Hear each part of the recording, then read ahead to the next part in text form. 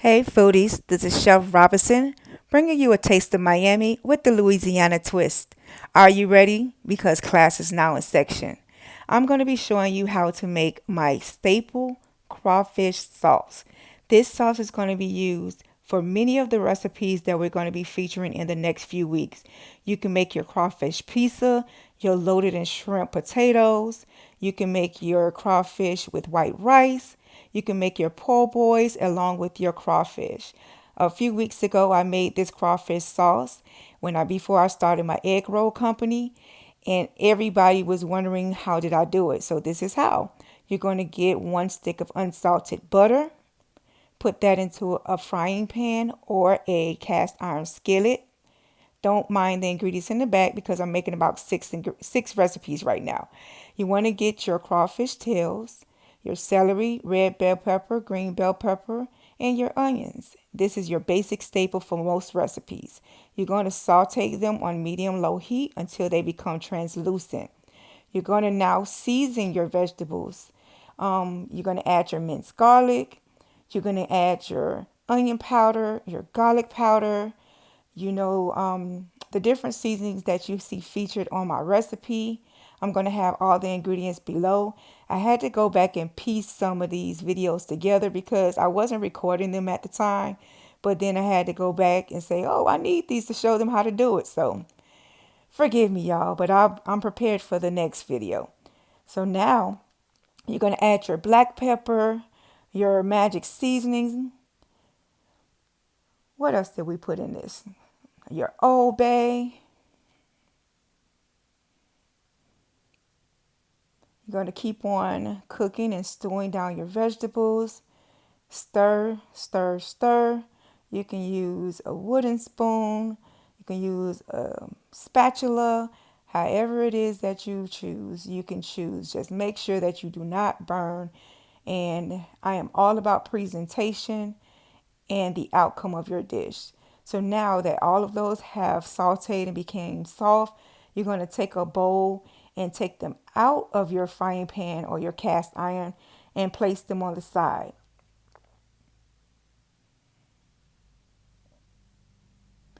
Now we're going to take our thawed crawfish tails and we're going to add them to the pan. We're going to scrape up all those juices from the vegetables at the bottom of the pan. This is going to help season these crawfish. Sometimes crawfish from sitting in their liquid can get a little fishy, a little gamey flavor. So you definitely want to add this lemon juice that I'm getting ready to add. This is going to give it a fresh taste. We are very tropical in Miami, so we clean our meats with vinegar, lemon juice, lime juice, and lemons. That was our Tony's Cajun seasoning that I added. Our paprika is going to give it that smoky as well as that color, that red color.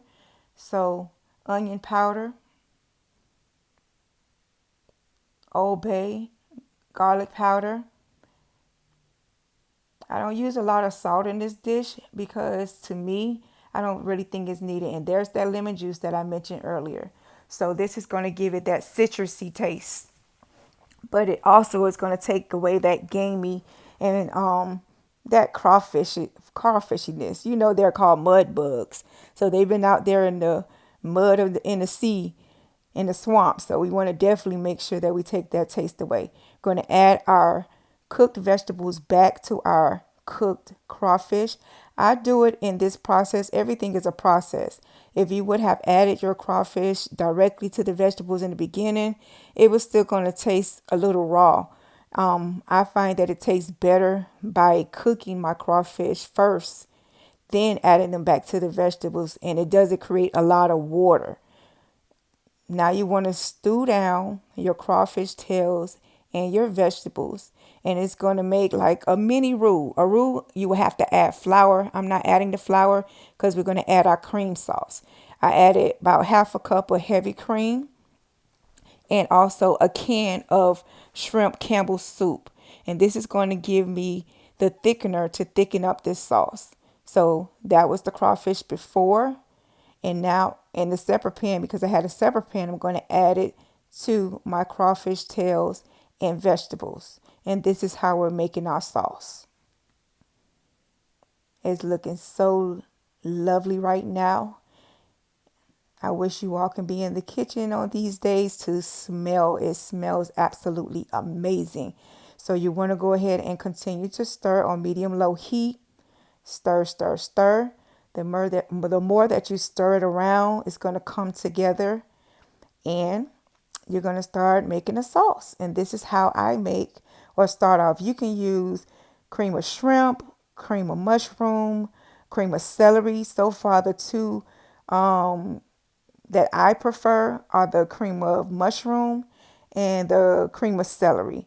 So if you are allergic to shrimp, you can use those. But because I'm doing the loaded shrimp, baked potato, and crawfish, that's the reason why I chose to use the cream of shrimp. Most people use mushroom or onion. Add your Old Bay hot sauce. This is going to give it some great flavor as well as a little kick. Not too spicy. Now that I'm getting a little older, I can't handle the spice. I love gumbo feli powder or gumbo fowl powder, however y'all say it. But this is going to help give it that earthy taste and flavor, that New Orleans secret ingredient, because they have some good seasonings there. I just hands down the best when it comes to that, that geechy, that grindy, earthy taste. And it thickens your sauce as well. So at the end, this is how it's going to come out.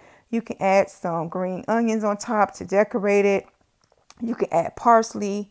We're all about presentation because people eat with their eyes, especially us foodies. So it's all about the look. Look at that color. You want that orange and reds, the greens. It looks a little bit like Christmas in the plate. This is the first meal that started me back in the kitchen when for my bae. I love Crystal. So when she comes home for work, it was just me and her and Kevin. And that's what I do. I love being a mom. I love being a wife. And that's my foodie fetish. I love creating beautiful food, making people happy, making my wife happy, making my kids happy. And don't forget to follow, like, and share, subscribe. We're going to be giving away freebies. Please join our foodie gang.